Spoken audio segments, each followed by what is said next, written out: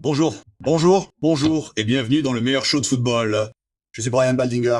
Je suis là tous les mardis, mercredis et jeudis. Nous serons là vendredi, pour une raison particulière, et j'y reviendrai dans une seconde.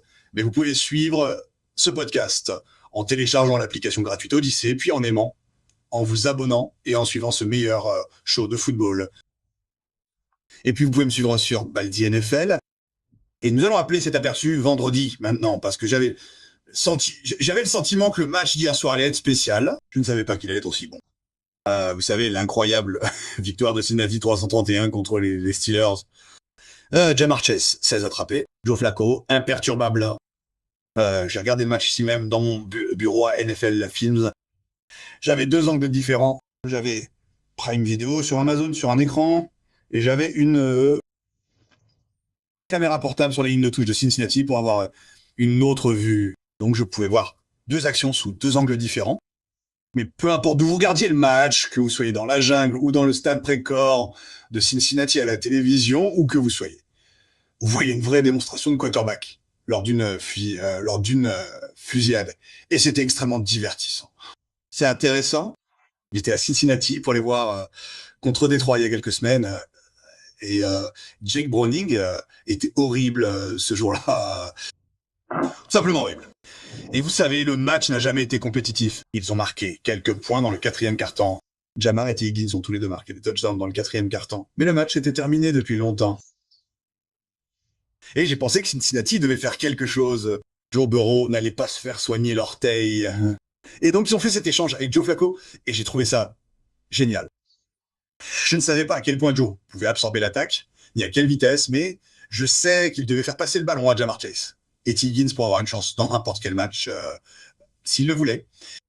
Et donc la semaine dernière, vous savez, Joe a plutôt bien joué. Ils ont eu une chance. Défensivement, ils n'ont pas très bien joué. Mais hier soir, contre les Steelers, tout a fonctionné. Et ça a vraiment fonctionné en dehors des deux premiers drives. Je crois qu'ils ont marqué 6 drives consécutifs à un moment donné.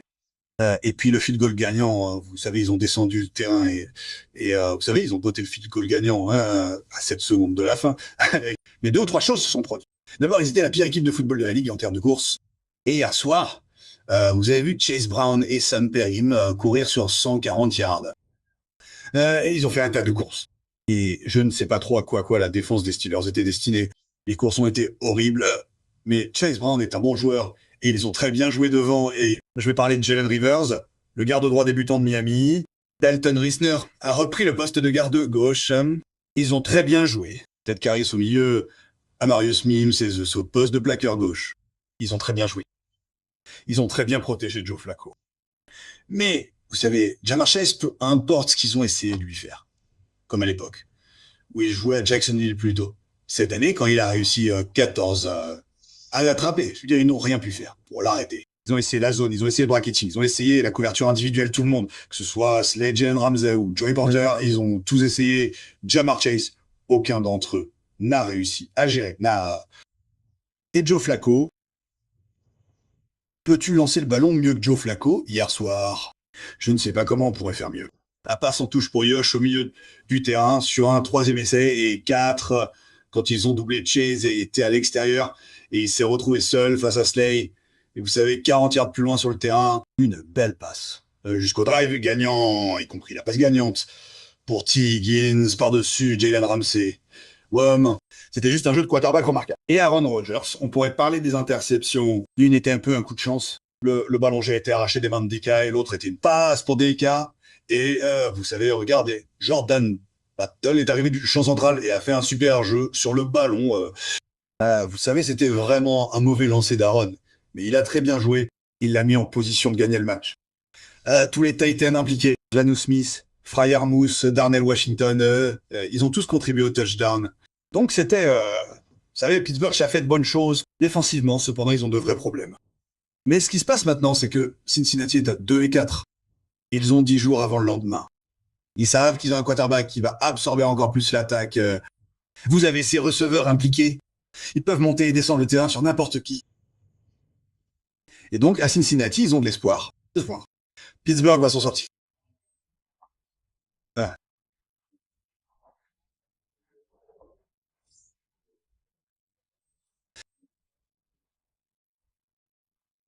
ils vont s'en sortir. Et c'est ce que Joe Flacco vient de leur donner hier soir. C'est pourquoi le quarterback est si important. Passons à ces matchs ce week-end, parce qu'il y en a un gros dans le Minnesota ce week-end. Philadelphie, Minnesota. Il y a tellement d'histoires à raconter ici. Les Eagles ont remporté leur premier Super Bowl 20 ou 52 au US Bank Stadium de Minneapolis. Ce jour-là, sur la touche pour les Eagles, il y avait Carson Wentz qui revenait d'une déchirure du ligament croisé antérieur. Et nous savons ce qui s'est passé cet après-midi-là contre les Patriots. Et dimanche, Carson Wentz sera sur le terrain pour les Vikings du Minnesota. Et vous savez, quand c'est intéressant, vu que Minnesota a échangé Sam Howell aux Eagles de Philadelphie pour qu'il soit le quarterback remplaçant parce que leur remplaçant était blessé, cela a libéré une place. Pour un quarterback, et Kevin O'Connell est allé chercher Carson Wentz, qui n'est pas allé au camp d'entraînement, on n'a rien fait cet été, n'était pas sur la liste. Et voilà Carson Wentz qui a débuté les 3 dernières semaines. Mais ils ont gagné 2 de leurs 3 matchs, y compris le but gagnant la semaine dernière contre Cleveland. Dallas, car est dans le milieu depuis 9 ans. Il est toujours aussi grand, il est toujours aussi fort, il est toujours aussi rapide. Son bras est toujours le même. Il a été entouré de bons entraîneurs ces 2 dernières années. Andy Reid, Sean McVay. Et maintenant, Kevin O'Connell. Il est entouré de joueurs d'élite, de Justin Jefferson, Jordan Addison, Jalen Naylor, de tous les arrières, Aaron Jones ou Jordan Mason, ou les deux. Et TJ Hawkinson. Il n'a plus qu'assez d'aide. Et la ligne est plutôt bonne. Pour moi, ce match concerne les Eagles de Philadelphie. Sont-ils des prétendants au titre du Super Bowl? Ou sont-ils dans une spirale descendante dont ils ne pourront pas sortir? Parce que rien de ce qu'ils font en ce moment ne ressemble à ce qu'ils ont fait en séries éliminatoires il y a un an. Raquan, 40% de ses 95 courses cette année ont été d'1 mètre ou moins. C'est beaucoup trop de mauvaises actions. Défensivement, ils ne prennent pas le ballon. Ils ne touchent pas le quarterback. Et ne bloquent pas les receveurs. C'est pour ça que Denver a marqué 18 points au 4e quart-temps pour le battre il y a 2 semaines. C'est pour ça que les Giants de New York ont marqué 5 touchdowns contre eux jeudi soir dernier. Et les recrues Jackson Dart et Cam Skaratrabu ont l'air d'être des vétérans chevronnés. Ils ont des problèmes. Leur meilleur passeur, Zydarius Smith, vient de prendre sa retraite, mais ils ont eu 10 jours pour se préparer pour ce match.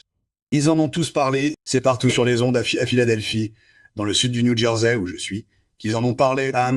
Ils ont réglé le problème. Maintenant, ils doivent le faire. Et ils doivent le faire contre une défense du Minnesota et Brian Flores. C'est parfois difficile à comprendre. Je pense que si les Eagles gagnent ce match, nous allons assister à un match décisif de Squan et à des tirs en profondeur de Jalen Hurts à AJ Brown et Devontae Smith. S'ils font ça, ils peuvent battre les Vikings du Minnesota et rentrer à la maison en gagnant, mettre cette double défaite derrière eux et passer à autre chose pour se mettre en position de remporter à nouveau la division. S'ils perdent, ce sera le début d'une spirale et d'une profonde déprime dont ils ne pourront peut-être pas se sortir, ce qui pourrait ouvrir la voie à mon prochain match qui opposera Washington à Dallas' Hijacking. En tant que joueur ayant joué à Dallas, c'est la plus grande rivalité qui existe. Les Cowboys et les Commanders, ça l'est toujours. C'est leur plus grande rivalité, vous savez. Quand Dallas était à 1-5 en 1989, leur seule victoire était contre les Redskins cette année-là. L'attaque de Dallas a été géniale. Et ils vont récupérer CeeDee Lamb. Mais Dak joue très bien au football. L'attaque est logique. Brian Schottenheimer a un très bon schéma. Et le ballon sort. Il suffit de compter 1, 2, 3. En général, si vous comptez jusqu'à 3, Dak s'est débarrassé du ballon. Et c'est vraiment une bonne formule pour toutes ces équipes de la Ligue. Nous l'avons vu hier soir avec Aaron et Joe. Comme compter jusqu'à 3. Et c'est une passe. Si le ballon n'est pas sorti, peut-être que les itinéraires ne sont pas bons. Le timing n'est pas bon. Faut qu'il sorte. Et c'est ce que Dak a fait. Maintenant, Washington aurait pu facilement gagner ce match lundi soir dernier. Ils ont facilement gagné le match. Ils ont échappé un snap. Vous savez, Jaden Daniels a essayé de le contrôler sous la pluie. Il a essayé de faire passer le ballon à Big Cross qui mérite et le ballon est au sol. Hassan Wright récupère. Ils perdent sur un panier. Il pourrait donc avoir une autre victoire très facilement. Mais quelque chose ne va pas. Don n'est plus aussi dynamique qu'il y a un an. Terry McLaren n'a pas fait partie de cette attaque. Je ne pense pas qu'il le fera cette semaine. Il n'a pas l'air bien en ce moment. C'est une situation très difficile pour la défense de Washington. Ils vont être mis à l'épreuve. Et j'ai le sentiment qu'ils vont beaucoup s'en prendre à Marchand de la team Latimore. Il n'a pas été très bon jusqu'à présent cette année. Il n'a pas très bien résisté. Passons à l'un des grands matchs de ce week-end. Les Buccaneers de Tampa Bay vont à Détroit. Détroit essaie de rebondir après cette défaite contre eux, Kansas City. Où, vous savez, nous parlions encore de l'action où David Montgomery a lancé le ballon à Jared Goff pour un touchdown et ils sont revenus 90 secondes plus tard et l'ont renversé pour une raison quelconque et je ne sais pas ce qui s'est passé. Je sais seulement ce que j'ai lu, ce que vous avez lu et ce que vous avez entendu.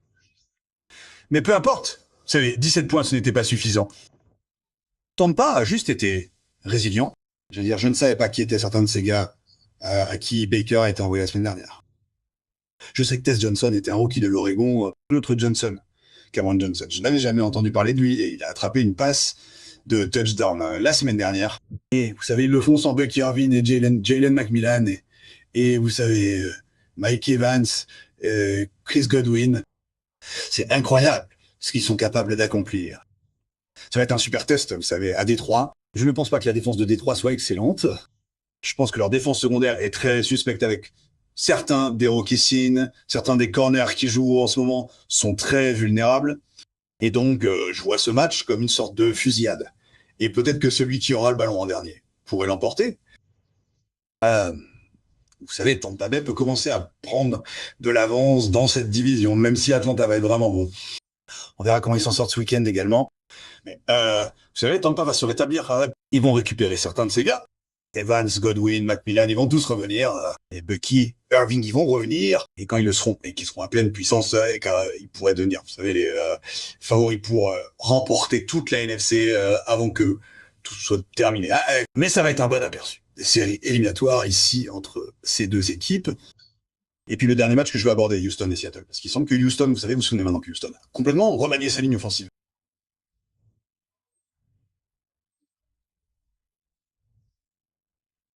Ils ont changé.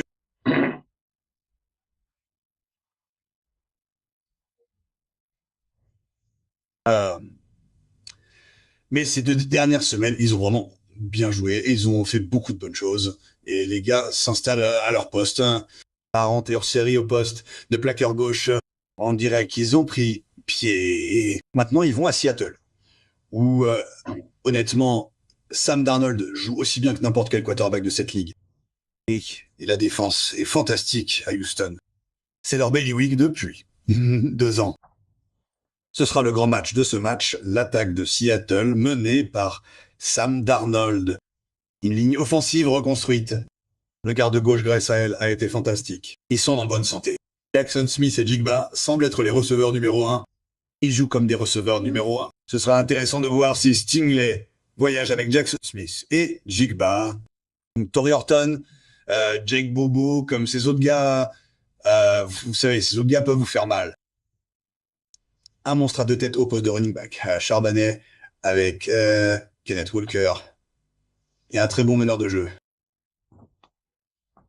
Pour moi, le résultat de ce match est que l'attaque de Houston et de Seattle peut vraiment monter et descendre le terrain et marquer contre la défense de Houston. Et vice-versa. La défense de Seattle est composée de Leonard Williams et Byron Murphy. Ils jouent très bien. Aaron Reed a joué un très très bon football. Donc ce match pourrait déterminer le positionnement des deux équipes en play-off. Seattle a remporté 10 matchs l'année dernière. Ils ont l'air bien meilleurs cette année avec Sam Darnold au poste de quarterback. Houston a remporté la division 2 années de suite. Ils ont connu un début de saison positif avec 0 et 3 points. Et ils essaient d'atteindre les 500 points. Beaucoup de bon football ce week-end. C'est un aperçu vendredi. Je serai de retour mardi pour vous parler de la 7e semaine de la Ligue nationale de football. J'espère que vous me rejoindrez la semaine prochaine. Et pour tous ceux qui sont ici au Best Football Show, profitez bien des matchs. Ce week-end devrait être fou. J'ai hâte de vous voir et d'en parler la semaine prochaine. Merci à tous de m'avoir rejoint dans le Best Football Show.